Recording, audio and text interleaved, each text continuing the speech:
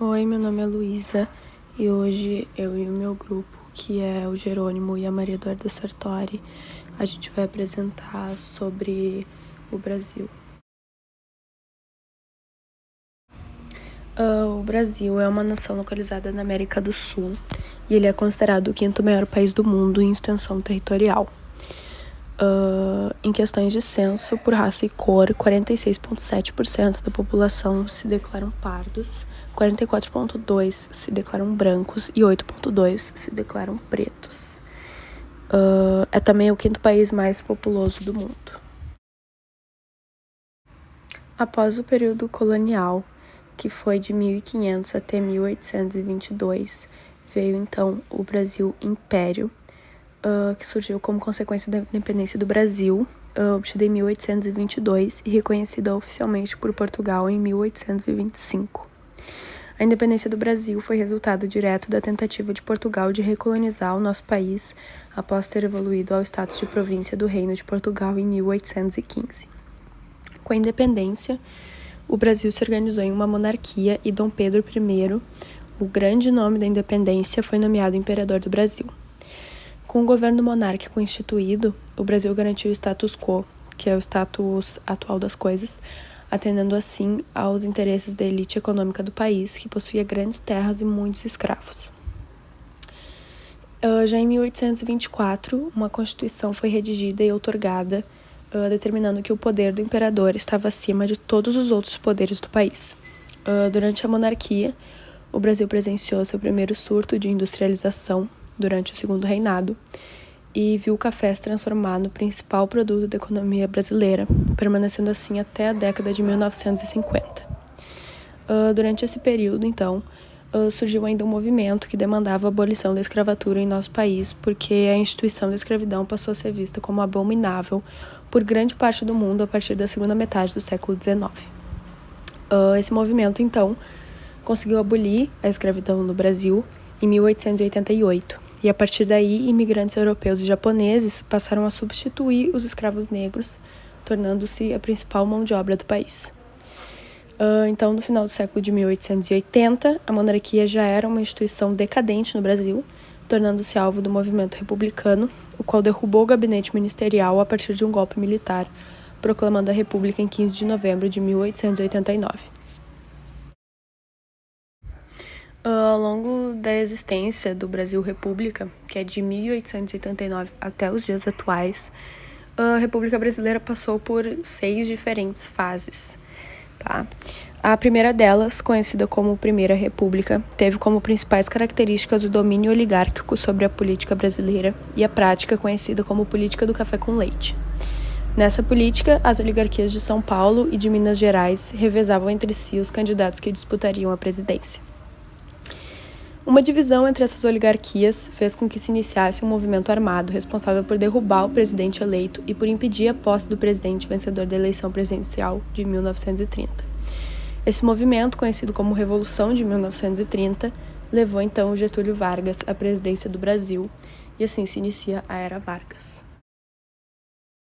Então, já na Era Vargas, ela ficou conhecida pela centralização do poder realizada por Vargas, pela criação de uma política de massa que buscava aproximar o líder da população por meio de propagandas de políticas voltadas para os trabalhadores urbanos, tentativas de industrialização do país, pelas CLTs.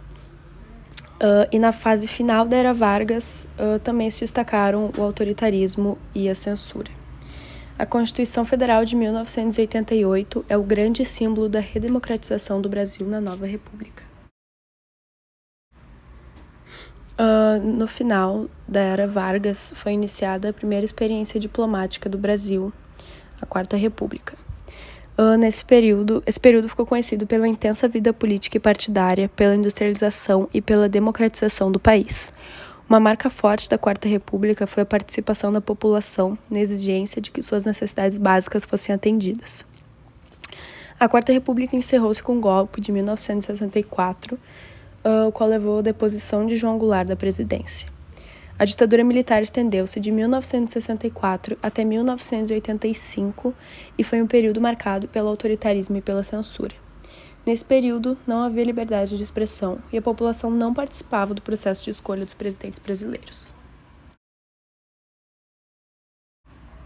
A ditadura militar se encerrou então em 1985, quando Tancredo Neves foi eleito presidente. A morte de Tancredo fez com que o seu vice, José Sarney, assumisse a presidência do Brasil. Esse período, conhecido como Nova República, está em vigor até hoje e é pautado na nova democratização do Brasil, que tem como símbolo a Constituição de 1988, conhecida como Constituição Cidadã. O que se conhece por economia dos recursos naturais é um campo de teoria microeconômica que emerge das análises neoclássicas a respeito da utilização das terras agrícolas, dos recursos minerais, dos peixes, dos recursos florestais madeireiros e não madeireiros, da água, todos os recursos naturais reprodutíveis e não reprodutíveis.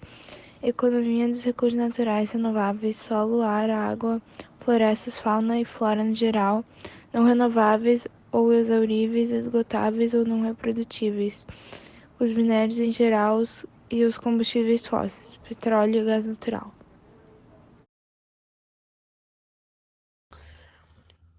O Brasil é uma república federativa constitucional presidencialista, que organiza o Estado em 3 poderes: legislativo, executivo e judiciário.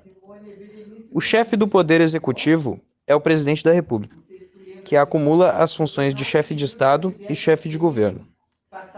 Ele é separado do poder legislativo e do poder judiciário.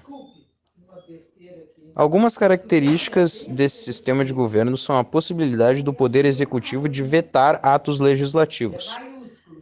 E, por sua vez, uma maioria de legisladores pode derrubar o veto. E a possibilidade do impeachment. Um dos princípios centrais desse sistema é que, em circunstâncias normais, o legislador não pode derrubar o executivo. Mas há maneiras de se fazer isso em circunstâncias extremas. O poder executivo é unipessoal.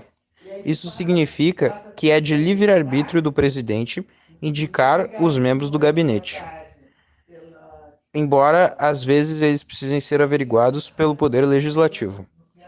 Entretanto, ele não pode indicar juízes, mas pode, muitas vezes, perdoar penas de criminosos condenados.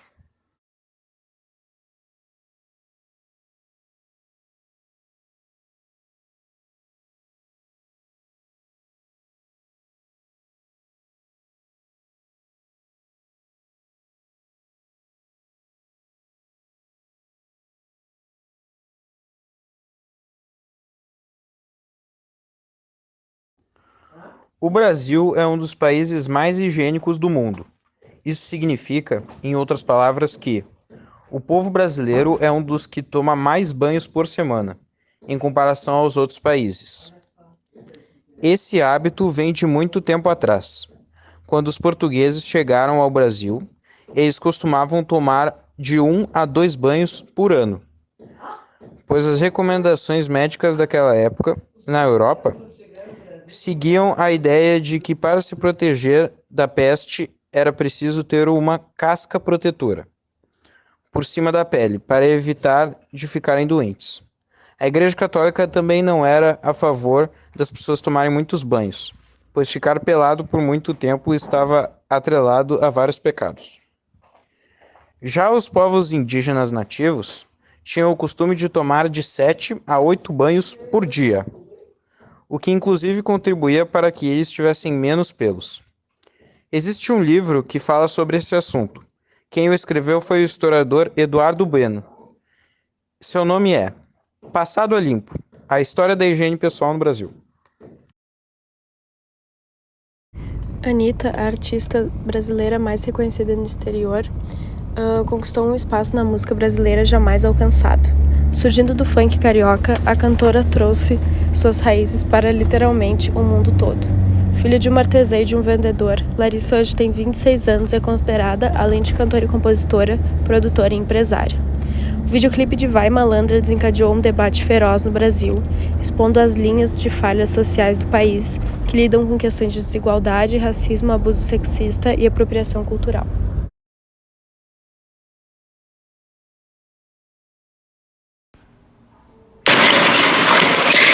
O Brasil passou a marca de 15 milhões de casos de Covid contabilizados e registrou 2.531 mortes por Covid-19 nas últimas 24 horas, totalizando nesta quinta-feira, 6/5, 417.176 óbitos desde o início da pandemia.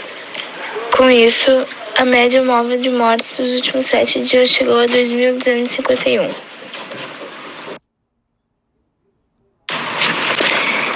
Em comparação à média de 14 dias atrás, a variação foi de menos 10%, indicando tendência de estabilidade nos óbitos decorrentes do vírus. Essa é a menor média móvel de mortes registradas desde 20 de março, quando elas estavam em 2.234, em plena ascensão naquele momento.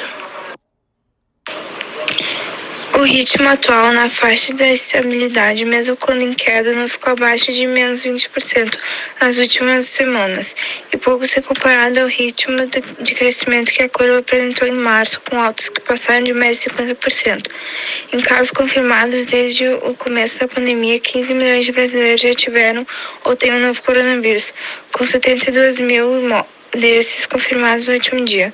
A média móvel nos últimos 7 dias foi de 59 mil novos diagnósticos por dia.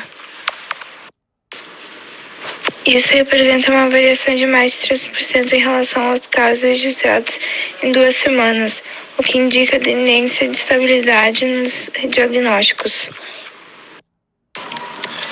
Balanço da vacinação contra a Covid-19 desta quinta-feira, dia 6, aponta que 34 milhões de pessoas já receberam a primeira dose da vacina contra a Covid-19, segundo dados divulgados até às 20 horas. O número representa 16,16% da população brasileira. A segunda dose já foi aplicada em 17 milhões de pessoas em todos os estados e no Distrito Federal. No total, 51 milhões de doses foram aplicadas em todo o país.